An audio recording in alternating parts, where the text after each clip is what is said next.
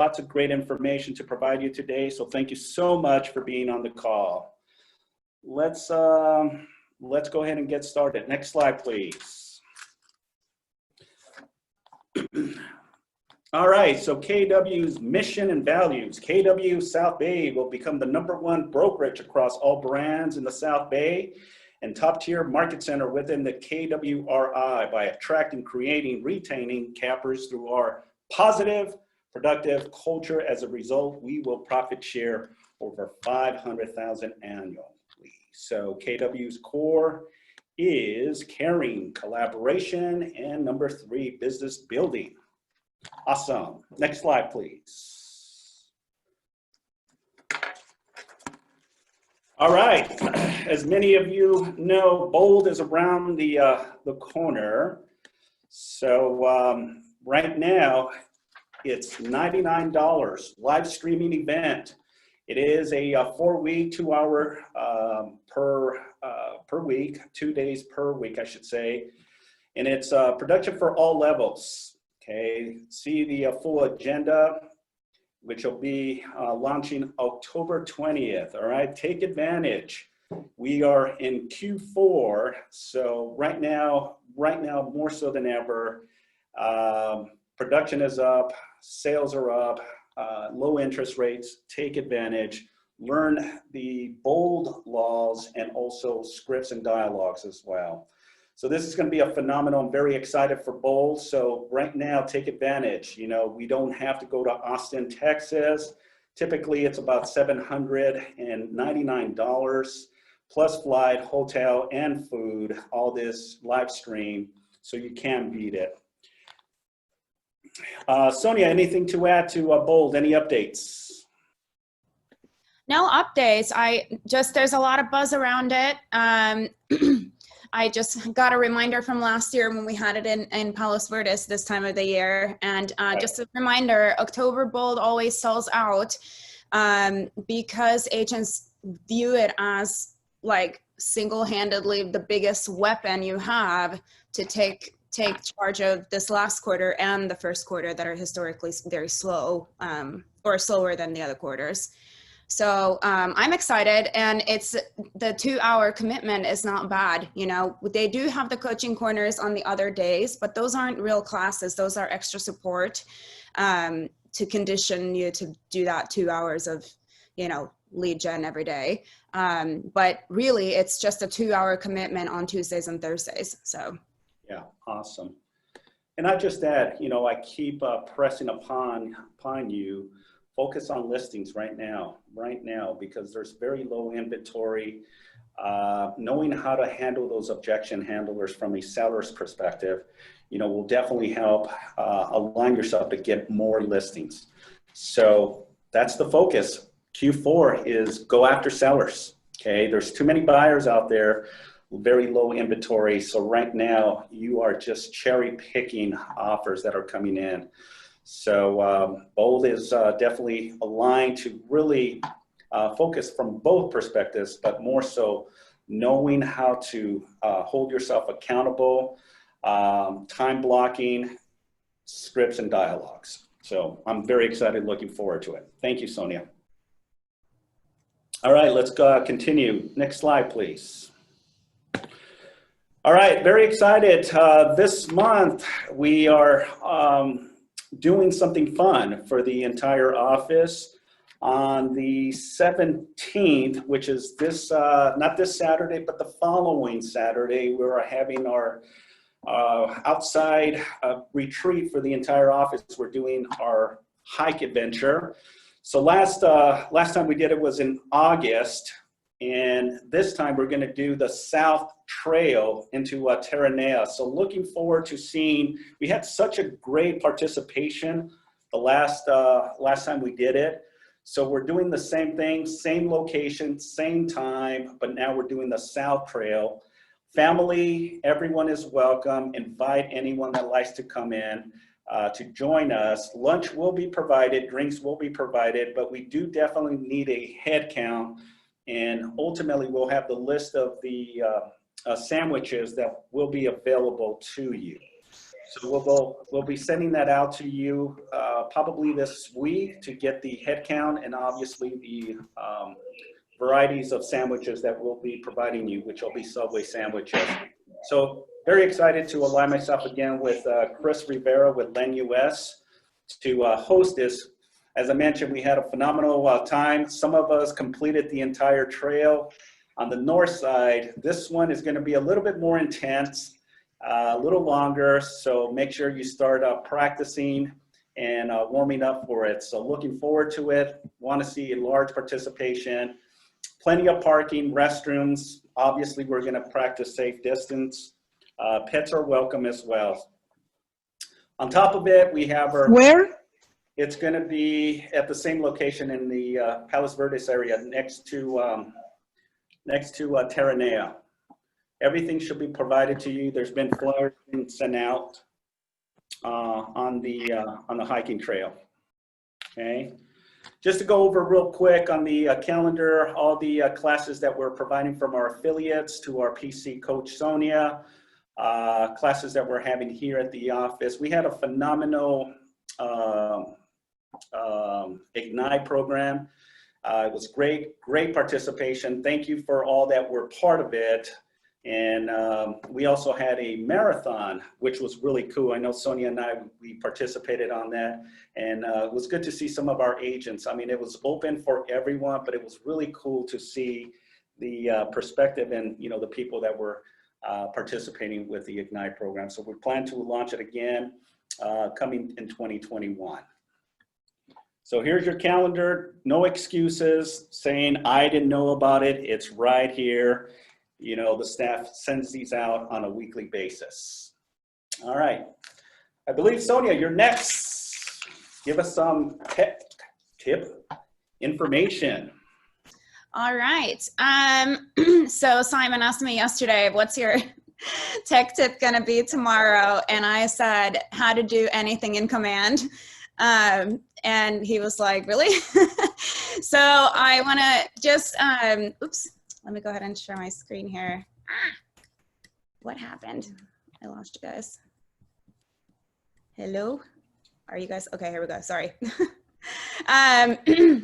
Okay, there's a great site called YouTube, right? That has a lot of great how-to videos on Command. So we now have, Command has 9,000 different features that, you know, obviously can get very overwhelming, and sometimes things glitch, and that can be frustrating too. But most of the frustration that I hear and see from agents comes from not really understanding the platform and how it all works together. So I'm gonna put in the chat box here this link to this YouTube channel. This is from Nick Baldwin, who's the Michigan and Northern Ohio region tech trainer. You might have seen him before. He has, there's I think 36 videos just in this particular thread that you can go ahead, if you subscribe to this channel, you'll be able to just find them easily. I would put this tab somewhere on your computer so that you can access it easily. Sorry. And so, I mean, even anything here, sending bulk email through Command, these are all short videos. They're not super long, right? Like 10 minutes, 5 minutes. I encourage you to take a look at that. Okay, the second thing is, I know last time we talked, I mentioned Twilio getting an upgrade. So I just wanted to show you guys what that actually looks like. So Twilio, first of all, the icon has changed if you have been using it before. So just look out for the Twilio icon. You'll be able to pick a phone number. I was able to find pretty much almost exactly my own phone number in there. So that was exciting. And then once you do go here, you can see how many text messages you've been using and how many you have left, or you know, it tells you a percentage and it'll send you alerts too if you're going low.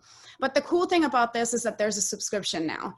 So previously you had to put $20 in the account and it would kind of just start running down.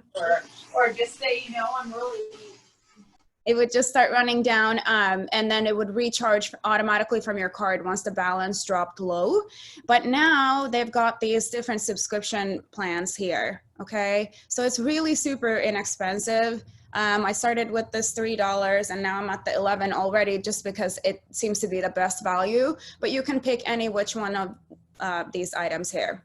So that is my 2 tech tips for the day. I put that in the chat box. There is that link to that YouTube channel for Nick. So cruise around. It's really cool stuff. He makes it really simple. And if you need anything else, let us know. We'll be happy to help you run the ads too. So Beautiful. Awesome. Thank you so much, Sonia. Great information like always. Good stuff. All right, let's go ahead and continue. We have Kim Mosley on broker updates. Hi, Kim. Hello. Hey, everybody. Happy Wednesday. Basically, there's so much talk about landlord-tenant stuff, right? And, you know, you thought you weren't going to be so involved in landlord-tenant, right? And it's not so much that we do property management because we're into sales, but there's properties that are being sold with so many tenants inside, right? So we need to know that information as well. So let me try to share my screen.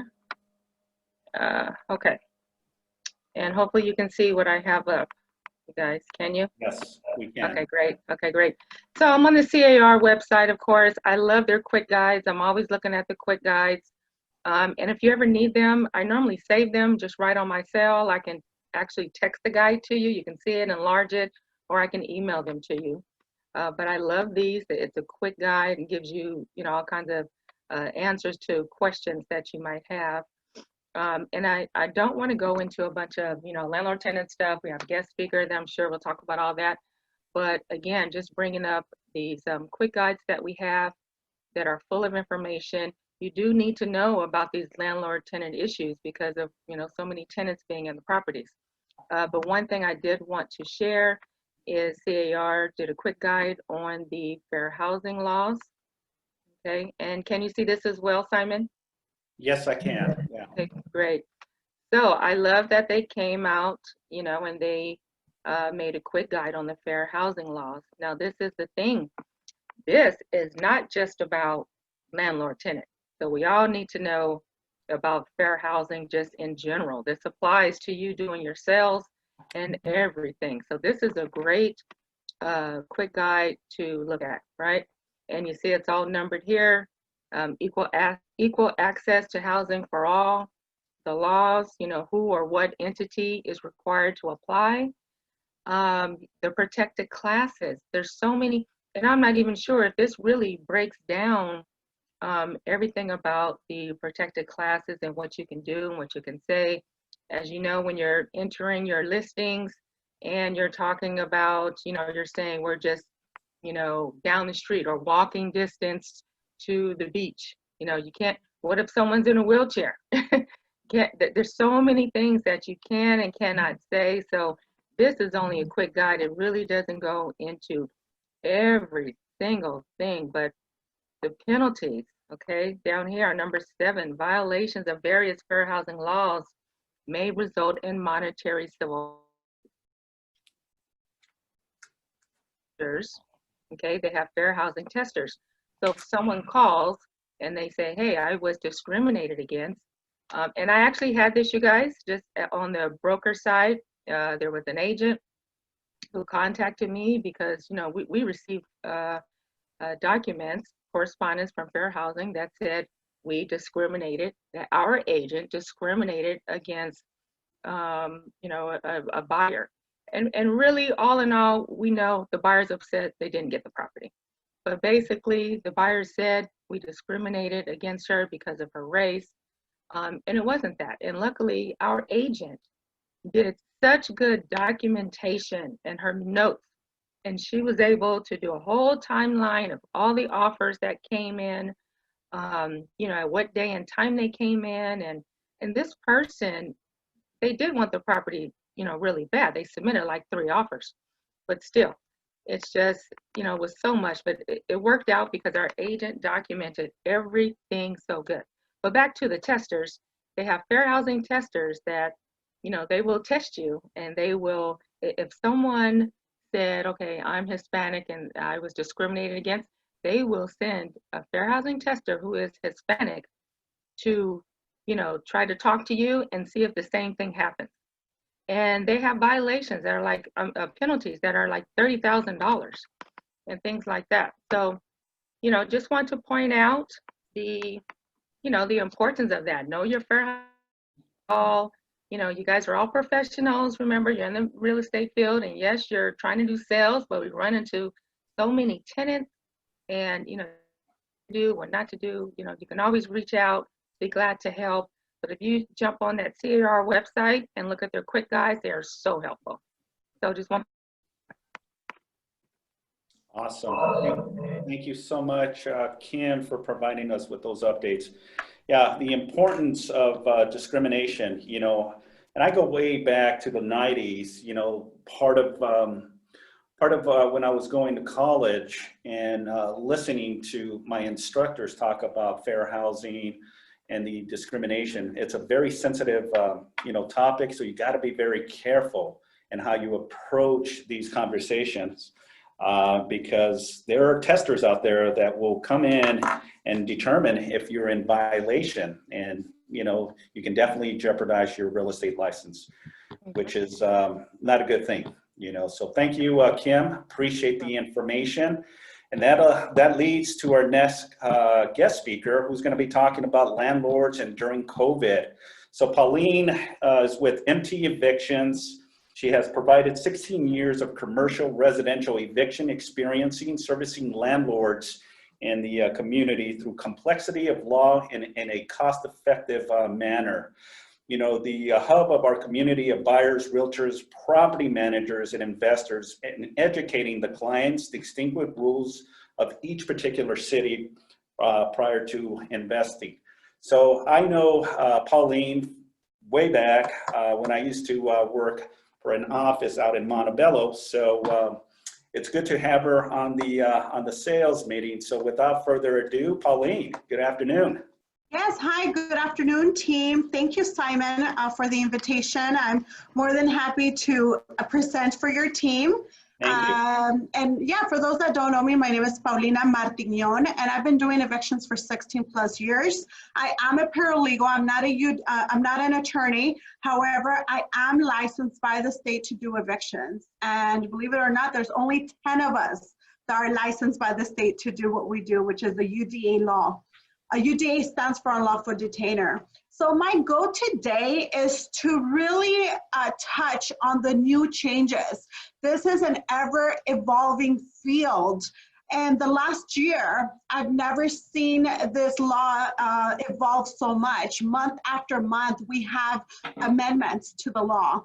I believe in 1 month, we had 18 amendments. So when a client calls for information, we cannot go based off the information we read yesterday. We have to reread today to make sure that there's no new changes. So what I'm going to do today is talk about what happened from the beginning of January 2020, because there's a lot of things that landlords and realtors need to comply with. And then we're going to move on to the new law, which is landlording during COVID. And these new laws will be in place until January 2021. So we will have hopefully a handle on this new law by then, and then boom, it changes again, right? So I will be doing a screen share. It's about 6 slides, about less than 5 minutes each, and then I will get to Q&A. If you have questions, please put them in the chat room. I will try to get to the questions in between the slides if your question pertains to a particular slide that I'm talking about. And here we go. And Paulina, I will definitely help you with that too, with any of the questions. So that way, that would be great. Yeah, if you could read those questions out for me, because I'll have multiple screens going on here. So let's get started. 2020 rental changes. So at the beginning of the year, January 1st, our beautiful state decided that all of California should have rent control. what is rent control? So rent control pretty much means that the government dictates what the landlord could and could not do with the property, with the tenant. That means, could you evict? If so, for what type of reasons could you evict? Could you increase the rent? If so, what's the type of increase you could do yearly? Does a tenant need to receive relocation assistance, so on and so forth? So it is very important to know that we, as of January 1st, 2020, all of California now has rent control rules. Besides California having rent control rules, there are individual rules that are really varies from city to city. But first, I'm going to talk about the state rules, and later on, we'll move into the individual city rules. Now, as far as the state of California, the only properties that are not going to be subject to any relocation fees or any rules are properties built in the last 15 years. So anything built in the last 15 years will not be subject to these rules.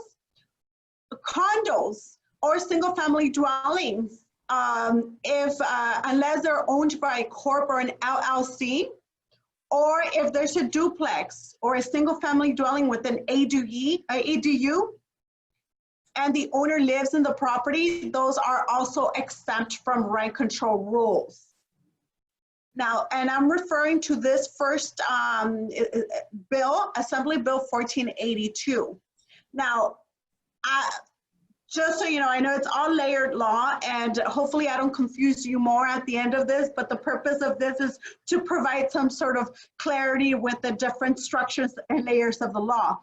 I'm going to be touching in the next slide about the temporary law, which is Assembly Bill 3088, that talks about how we're going to work with the rent owed during the pandemic period, and if we're able to evict for landlord occupancy. But it's important to know that AB 1482 is going to be frozen right now while AB 3088 is in place, meaning that Assembly Bill 3088 is going to prevail until January 31st of 2021. Simon, any questions, let me know. I just want to make sure this is digestible. Yeah, so far we don't have any questions that I'm seeing here, so we're good. Perfect. Now, at the beginning of the year, Assembly Bill 1110 was introduced. This bill talks about the rent increases. And I bring this up because I know a lot of realtors do help their clients with property management or creating their own notices. So it's very important that you are aware that there is no longer a one-size-fits-all, and there are a lot of new changes to the law. So as far as rent increases, it's no longer a 30-day or 60-day notice. It has now changed to a 95-day notice if the increase is above 10%, or if the increase is under 10%, it's a 35-day notice.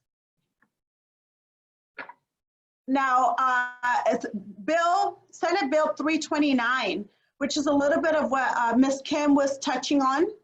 Now, it is against federal regulation to say that you do not take Section 8. So whenever a renter advertises or a property manager advertises, we do not take Section 8, that's a lawsuit waiting to happen. Next, early in the year, local city ordinances enacted their own set of rules. So the way this works is state, look at it as a big umbrella with rules, and then that covers all of California, and then individual cities have the authority to set their own rules. For a list of those rules in LA County, you could visit this website, which is listed here on the DCBA, lacounty.gov/no evictions, and they have a list of all the cities that have their own jurisdiction or their own rules. Now, LA County is the only county that's really complex and there's layered of laws. But San Bernardino, Riverside, Orange County, they're very conservative and they do not believe in rent control. So they do not have additional rules or regulations. In those counties, we just have to follow what the state of California says. Okay, now I have a question here before I move on to the next slide. And the next slide, I'm gonna be talking directly about the new bill. Now the question here from Miguel is, when I purchase a property with renters on it, is there a limit that I can initially increase rents? Yes, Miguel, so the rule of thumb is you cannot increase the rent more than one time per year. So if this is where the tenant estoppel certificates come into play.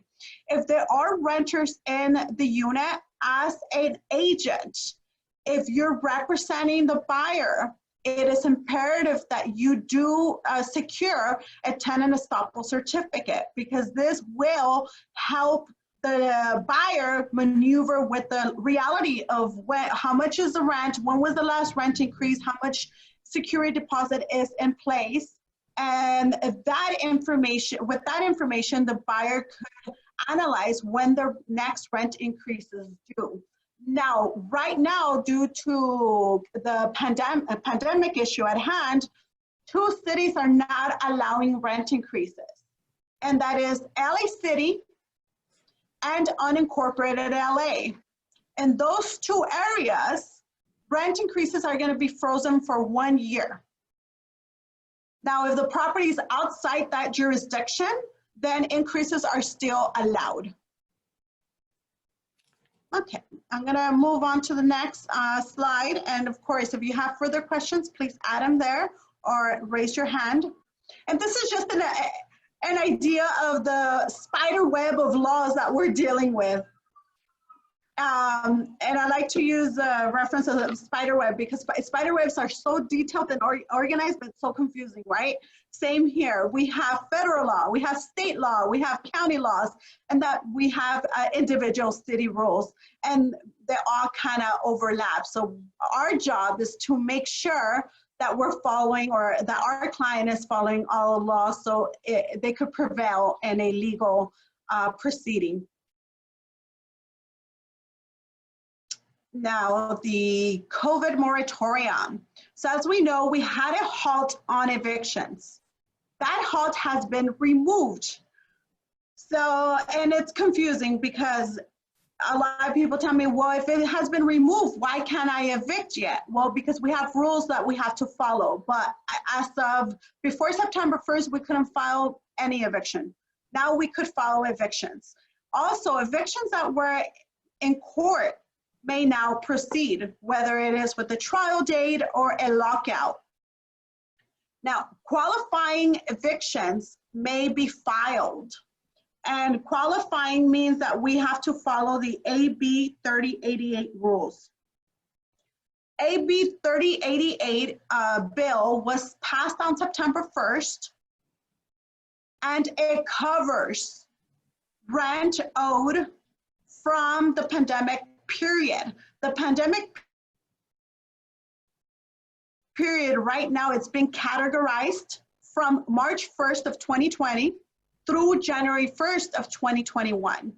So during this period, that's the protected period, which means if a renter happens to owe money prior to March, they're not protected under this bill, and we could proceed under the AB 1482 bill, which means we could do an eviction without having to go through the regulations that we currently have.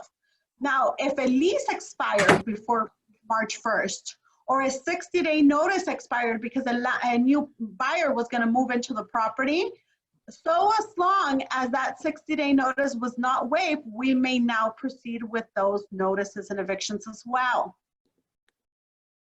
Now, let's now fast forward to March 1st through January 31st.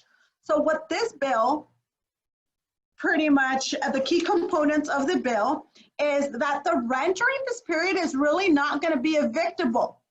So if tenants have not paid rent and they do declare that they are hit or they have financial impact due to COVID, then we may not proceed with an eviction and it will be delegated to small claims court. Now, small claims court typically has a cap of 10,000. That is not going to be the case for small claims. They're going to be able to handle any rent-related claim regardless of the amount, which means if the tenant in essence owes more than 10,000, small claims will still have jurisdiction over this. Eviction court will not have jurisdiction over the rent from March 1st to January 31st. Now, 15-day notices must be issued by the landlord. If 15-day notices are not issued by the landlord, then we may not collect that money in the future, nor evict for no breach right now. So I'm gonna move on to the next slide so it could kind of explain a little bit more. So we have the rent breakdown of different phases, right? So let me move on to this phase. Paulina, there's a question coming in. Let me read you the question. So this is coming from Rosie. Rosie says, this will depend on rent control of no more than 3% a year and rent cap, which is increase of 5% plus federal index. Is that still in effect? Okay, Rosie, good question. So in LA City, there is a cap of 3% per year. And in LA City, we're frozen for a year of increases. So we're not going to be able to increase the 3% this year. Now, the 5% is the state law. So that state law has not frozen increases. So in state law, yes, we could do the 5% plus the CPI. The CPI depends on county. For example, Riverside CPI right now is 2.69, which means actually 73, which means in San Bernardino and in Riverside counties, you could do a total increase of 7.73%. In LA County, if you're subject to state law, you could do your 5 plus CPI, and LA County is dropped down to 0.69%. So you could do a total of 5.69. Okay. Now, thanks. No, thank you, Rosie. So the moral of the story during this webinar pretty much is make sure that, don't do this alone, because as you could see, it's a lot of legalities. It could be very confusing and it's not a one size fits all. And the main question that I get is, could I evict right now for non-payment? Well, technically we cannot evict for non-payment, but we could evict for breaches. We could evict if the landlord did do their 15-day notice for rent due, because welcome to year 2020 is no longer a 3-day, is now a 15-day. And if the tenant does not comply to that notice, does not let you know that they've been hit by the pandemic, then we may proceed with an eviction for non-compliance, but not necessarily for the rent part of it, just for non-compliance. Now, I do have copies of the slides and the material and reading material. This is a pandemic rent flow chart that breaks down the phases and pretty much lets you know what happens. If the tenant responds, what you could do. If the tenant does not respond, what you cannot do. So if you want copies of the slides and the reading material, you could go ahead and email our team. I'm putting that information now, and we will email you this reading material. Now, the allowable evictions right now, like I mentioned, it's going to be for a breach of notice of termination prior to March 1st. Also for landlord occupancy with the purchase contract. So if you have a buyer that's purchasing a property to move into the unit and there is already a contract in place for purchase, those evictions are allowed, except with the exception of LA City. LA City right now has a no eviction freeze period. And that is being analyzed month by month. So once that is no longer in place, then we could also enforce a landlord occupancy in those areas. We could evict for breach of contract, but a contract must be in place. We may evict for governmental order, public health and safety, and illegal activity. Paulina, we have a question that came in for you. So small claims court, are they open? Are they taking eviction cases that were due for non-payment? Yes, good question. So, and let me go back to the slide over here that explains that. So if it's rent before the pandemic period, which is prior to March 1st, that's going to be dealt with in an eviction court. Now, rents during March 1st through August 31st, or actually from March all the way through January, all that is going to be during small claims only. And small claims are going to start taking those cases after March 1st of 2021. So unfortunately, it's not going to be collectible. The tenant has the opportunity to catch up all the way through March 1st of 2021. Got it. Okay, so in essence, the landlord does need to follow protocol by being in communication with the tenants. And this is in writing, not by text. Text is not considered proper communication, or phone calls. So we really want the landlord to do this in writing. Also, the landlord has to issue a volume of notices by law. Otherwise, the landlord may not be able to proceed in the future to collect for that rent or to evict for any other reason. So it is very important that landlords or property managers are getting a consultation to make sure that they are following protocol in order to not waive any rights that they may have. This is another glance of the Assembly Bill 3088. And just to give you an idea, this bill is 57 pages and we've summarized everything into one page.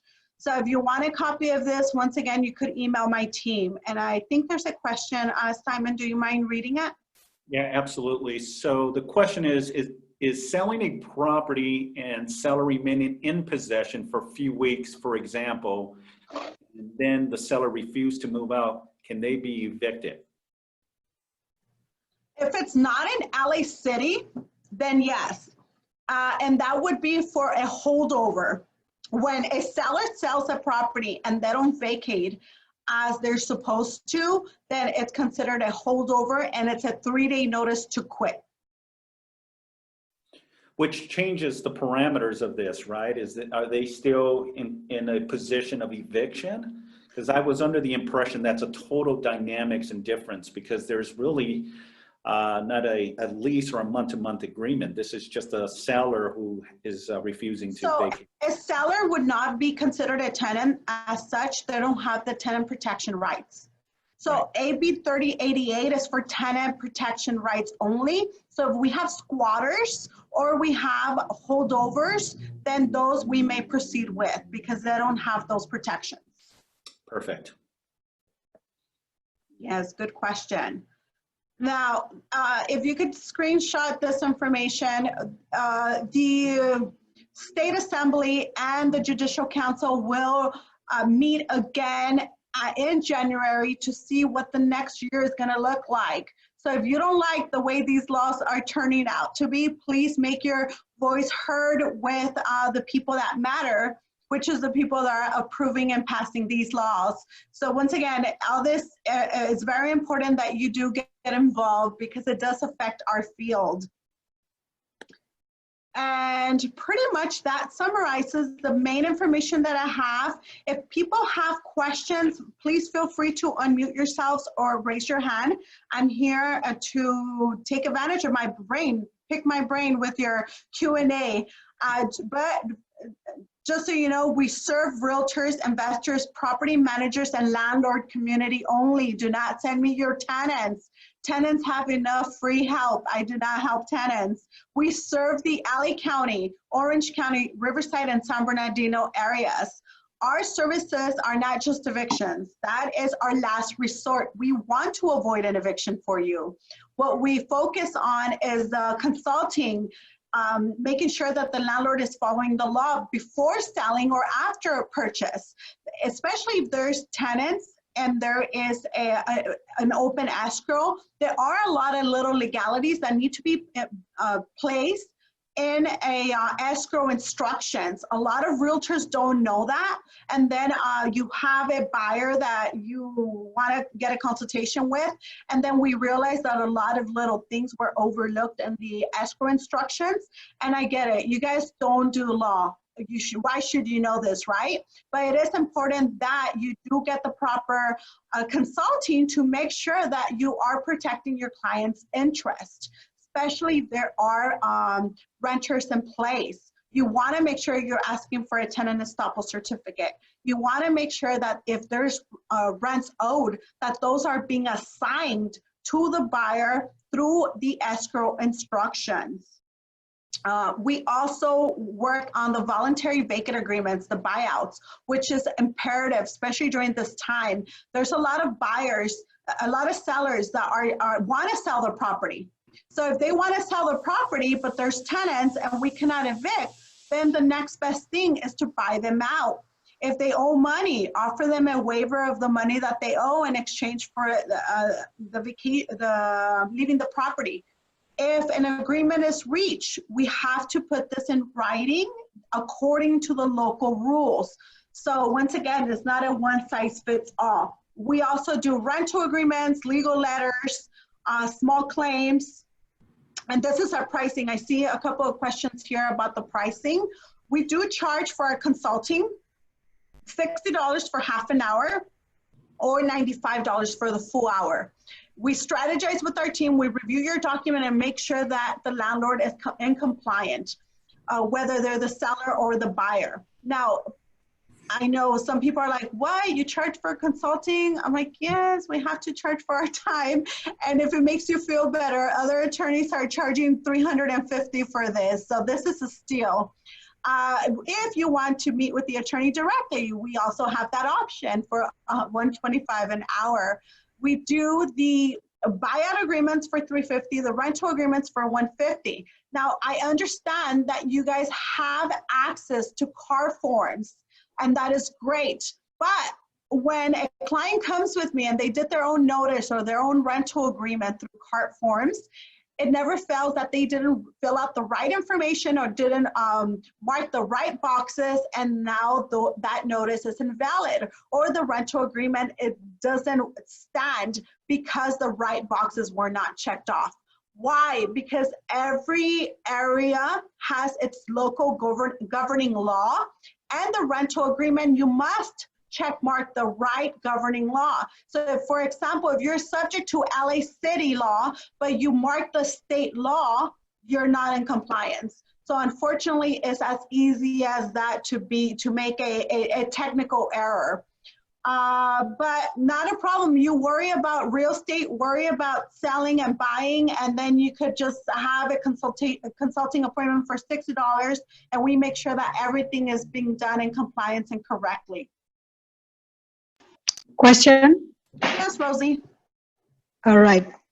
If you have someone that wants to sell something on the rent control, and you have an agreement with the with the tenants for them to move out and cash out, is that can be done, or you have to go through the county, or how exactly that can be done? Good question. And you asked that this property is in LA City? Yes. So LA City is not allowing evictions, but they are allowing buyouts. So if the tenant agrees to a buyout and the tenant signs the proper buyout, then it may be enforced. Now in LA City, the tenant does have the right to back out of the agreement within 30 days. But if the tenant didn't back out of the agreement within 30 days and the right paperwork was used, then it's definitely enforceable through an eviction due to breach. That's something that you can do. Definitely, that's what we do. Okay, thanks. Thank you. I have a question for you. Yes. So I've been contacted by multiple people that own, say, duplexes and triplexes that for their tenants are not paying, so they want to get rid of these properties. My concern is when I take a property on like this that has people that are not paying, I'm pretty sure I can get it sold, but that problem that's going to be down the road is how do we close escrow? I mean, how do we get the people out? So is there a way to get, I mean, would you advise listing the property with people in there that are not paying right now? A good question, Eric. So we are in the business of real estate, right? So real estate is always going to exchange. Now, so as long as you do the proper disclosures, then you're doing your job. So you do need to disclose that there are tenants that are not current with the rent. So whoever purchases the property, they're well aware of what they're buying. Now, if a informed buyer decides to make a purchase, then the liability is no longer on the seller or the agent. So as such, what some agents are doing, and of course this is on a case-by-case basis, they are crediting some fees. They're handling the cost of the sale. So on, I mean, it's whatever mutual agreement with the buyer and the seller comes out to, but because it's transferring hands into a new buyer, that does not give us the okay to evict because we still have the state protection up until January 31st of 2021. One of the things that could be done is an escrow instruction. The money owed could be transferred to the buyer. This way the buyer could go after that money after January 31st, 2021. But if that money is not transferred in escrow, then the buyer will not have the legal authority to go after owed rent. Got it. Thank you so much. Thank you. Good question, Eric. Good question. Awesome. That's actually super enticing that they can, hey, I understand that you're concerned, but you're actually going to potentially get a lot more money out of this in the long run. Eric, to touch back you, I just remembered. You also asked, how could we evict? We could, like I said, we can't evict for rents right now, but you could definitely use it as a buyout, game. So talk to the tenants. We're going to place this property for sale. The buyers are going to want to evict, but we can make you an agreement. We waive the rent that you owe and you vacate. And the buyout could be done at any time, before the sale, during the sale, after the sale. It doesn't jeopardize the sale. Thank you. Thank you. Good question. Awesome. We have another question for you, Paulina. Who is responsible for getting the tenant out when the buyer is purchasing? So I think I can answer that question, but I'll let you, Paulina, answer it. No, definitely. It really comes down to jurisdiction. Example, there are unincorporated LA and LA City. If you're doing it for landlord occupancy, a eviction cannot start or it will not be allowed until escrow closes. So in those areas, we have to wait until escrow closes. So there's times that the buyer is getting the pressure of evicting the tenant prior to the sale, but legally that's not possible. The only person that has the authority in that scenario will be the buyer, not the seller. But if it's not, it really comes down to local law, except if there's a buyout. If there's a buyout, then anything goes. But go ahead and answer that question, Simon, and the real estate lingo. Perspective and the way I see things, it has to be mutually agreed by all parties. I mean, if there's mutual agreement between a buyer and the seller, because at the end of the day, the seller can say, yeah, you know what, it's still my property. This is my tenant. And if the request was put that the property will be vacant at the time of close of escrow, whose responsibility is it? It's obviously the seller to do the initiative approach. The contract is very clear. If a tenant is in possession, there's language in the purchase agreement that says the following, that the property will be vacant 5 days prior to close of escrow. So the question is the tenant in a position to vacate the property within that time frame or not? You know, that will alter the position of this argument or conversation. You know, some tenants are flexible and they'll be out. There's some that won't and are using the COVID as an example to prolong the process. Now you can do a couple scenarios. You can prolong the escrow period. You can do a buyout, like Paulina was saying, buy out the tenant. Here's some moving expense cost to vacate the property. There's so many variables. But if you have an uncooperative tenant in place, it can be very challenging. Now you have to look at it from a perspective, you know, how to approach, how to navigate that. And ultimately, we are not attorneys. We're just agents selling property. It's really the buyer who has to make that decision and the seller to make that decision at the end of the day. Yes. Now, be careful. Do not promise a property vacant if the local laws do not allow it. Yeah. So that's another factor. And we see that a lot. So you want to make sure you're not promising something that the law doesn't allow you to do. Also, there's a question here of how much are the typical buyouts? The typical buyout, we charge $350 for the English buyout or $395 for English and Spanish. And once again, it's done according to the local rules. Not too long ago, unincorporated LA, we're not allowing buyouts at all. And as of last week, they are, but they have a lot of rules for us to follow. And it really comes down to the local rules, what that buyout has to say. Okay? So if I can clarify on that question, it's more of how much are we paying the tenants to move out? Because I've heard it range from 15 grand to 5 grand. Is there kind of an average for how much we're looking at getting someone out? Good question. So it really comes down once again from area to area. So LA City has a price tag of $8,500 for healthy adults and up to $22,000 if there's anybody in that household that is over 63, it's disabled, or they have minors in the household. Now, Santa Monica is ridiculous. They have a buyout up to like $50,000. Yeah. West Hollywood is the max buyout is $15,000. LA, the state regulations only say that you have to credit 1 month of rent. So it really varies by the local rules. Very good. All right, well, we got to continue, Paulina, I got more material to finish up the sales meeting. So thank you so much. Not a problem, thank you. And I know there's probably going to be tons of questions still, but reach out to them, send them an email. They'll be more than happy to answer your questions. And then ultimately, you can always refer your clients to them as well. So thanks again, Paulina, for your time and educating our agents on this. Of course, thank you. Very cool. All right, let's go ahead and continue. I think the next is the new listings.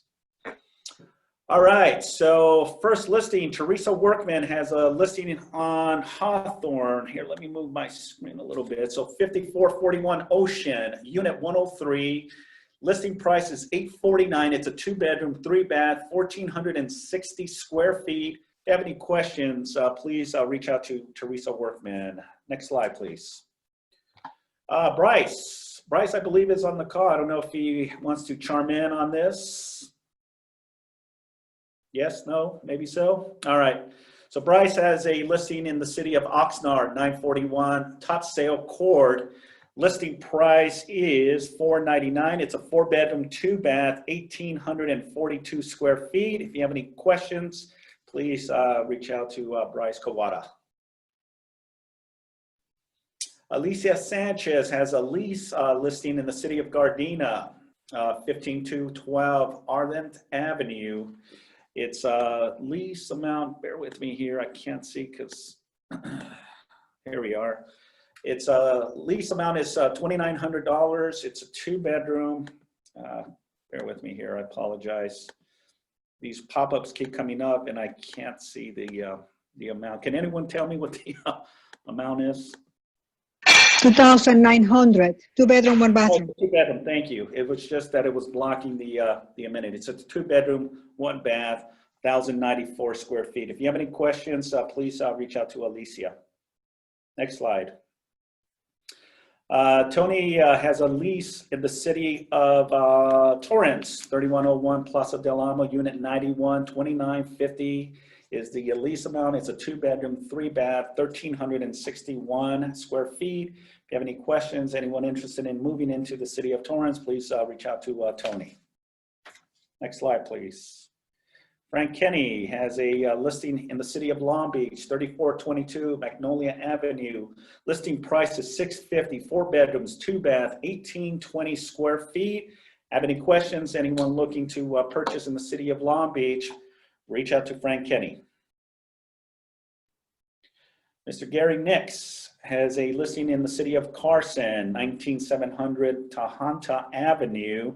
Listing price is $599. It's a 4-bedroom, 2-bath, 1,488 square feet. Is Gary on the call? Not sure if he's on the call, if he wants to add to it, but if you have any questions. I'm on the call. Hi, Gary, tell us a little bit about your listing. It's 4-bedroom, 2-bath.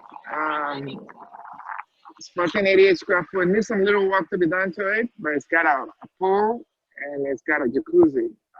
In-ground pool, above-ground jacuzzi. Wonderful. Big lot, 8,500 square foot lot. So we're getting a lot of calls for it. So if anybody got clients, get in as quickly as possible. Let's try to keep it in-house. Keep it in-house, so get your buyers. How did you get the listing, Gary?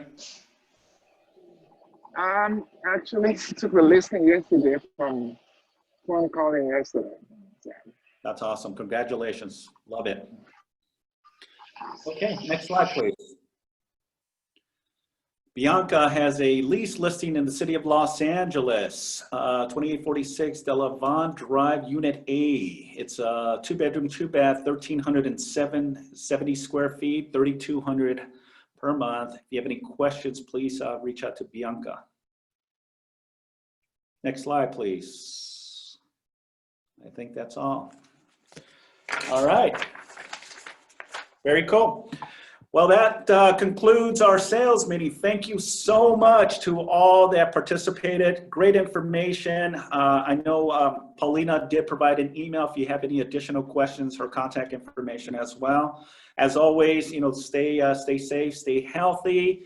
Let's pass it on to our affiliates. You got 5 seconds. So who do I have in front of me? I have Nicole Romero. Hello, everyone. Nicole Romero with Pacific Coast Title. Thank you, Such Value. Wanted to let you know this Tuesday we are going to be featuring for Title Tuesday, 1:00 p.m. We're going over how to farm multifamilies. And we'll be going over some touches in order to farm everyone. So please join us Tuesday, 1:00 p.m. And I'll be also going over Title Profile 247 for your office, October 19th, 10 to 11. See you then. Awesome. Thank you, Nicole. We got Joanne. Hi guys, Joanne Gallen, Orange Coast Title. Remember, we always give a 15% discount to seniors, your sellers, and they only need to be 55 or older. And we also give a 15% discount for military. Thanks guys, have a great one. Oh my God. I'll be a senior pretty soon. Not good. Love it. Better than the alternative. Hey, you will have some discounts. Oh my gosh, that is funny as heck. Awesome. Pam, how you doing? Good afternoon. Hi, good afternoon, everybody. Pam Sommerfeld, First American NHD. Hope you can join me this Monday, 10 o'clock. We're going to go through the NHD report, learn how to read it the easy way. I get lots of questions about this, so I hope you will take a few minutes and join me. And also, Car Expo is next week, Monday, Tuesday, Wednesday. And we have a booth there, and we have an awesome prize to win. It's a Peloton bike.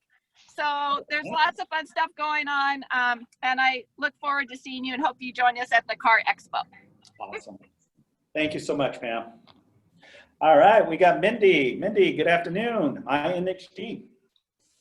Good afternoon. That was a great meeting. I learned a lot, even though I don't participate in landlord information, which, wow, it's really intense right now.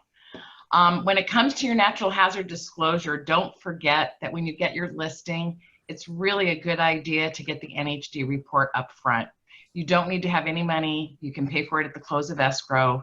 And it's because when you're in a high fire zone or a flood zone, right now it's crucial to know how much it costs. A lot of people are having a really hard time getting fire insurance in those very high fire zones. So reach out if you have any questions. I can help you with that. And don't forget that we're in partnership with CAR on the ZIP forms. It's not an accident. That first drop-down box is on your RPA, and we've been endorsed and approved by them for over 10 years because we have no issues on our reports for 26 years in this industry. So that's what separates us from everybody. Thank you and be well. Talk to you soon. Awesome. Thank you, Mindy. Thank you, All Sonia. right, we got Wendy with Snap NHD. Unmute yourself, please. There we go. Hi, everyone. How are you? I am Wendy Holt with Snap HD. So good to see everyone's beautiful faces, and happy Wednesday. Again, don't forget, we also have discounts for all healthcare workers, as well as we'll give you 50% off your first NHD order with us. So give me a call, 310-480-7510. Also, stay tuned for my Monday classes at 10 a.m. every Monday. I have very good educational classes for you guys to better yourself in your real estate business. So once again, thank you so much. And don't forget, Wendy with Snap NHD. Bye, everyone. Bye. Thank you, Wendy. Awesome. All right. So that concludes. I apologize for going 5 minutes past 1 o'clock, but I thank you and I appreciate each and every one. Stay healthy, stay safe, and let's go make some money. Let's go do some deals. I'll see you on the next sales meeting. Bye for now. Good job. Thank you. Bye, job. Be well, everybody.